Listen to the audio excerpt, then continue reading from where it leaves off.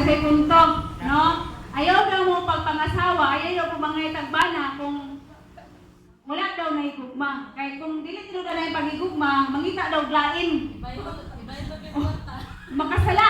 Kaya mangita mo siya glain. Ibaylo sa kwarta. Kaya way kwarta.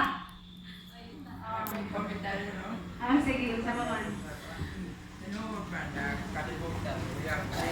Kita na magkinabangay, magula, panalit.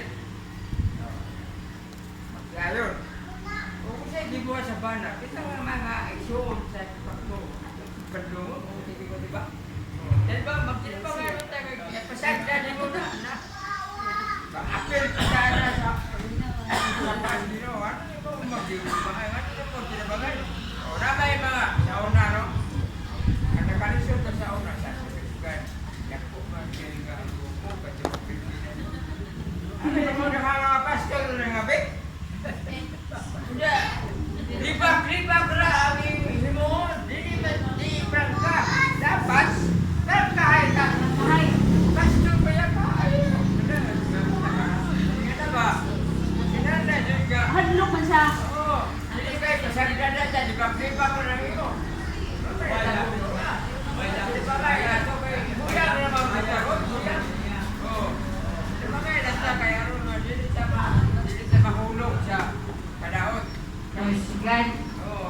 Ako ba magorot? Pag kinabangay.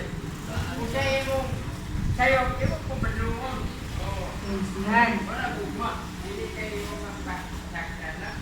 Amen. So kung naay mga sayop day diri ang kinahanglan day atong bagdungon day daw pasagdan.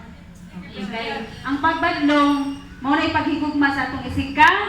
Tao. Tama mga kaigsunan.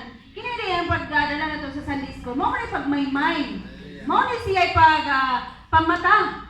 Kung unsa ang atong mga binuhatan nga wala na iuyon sa kabubuton sa Dios, no? Makamata ta, makagiyahan ta, no? Mugayt sa ato ang ato ang espirituhanon nga bahay matulid. Kay base nahiwig na nya ato yung panindigan nga tama man gid ko. Pero wala na siya nahiuyon sa kabubuton.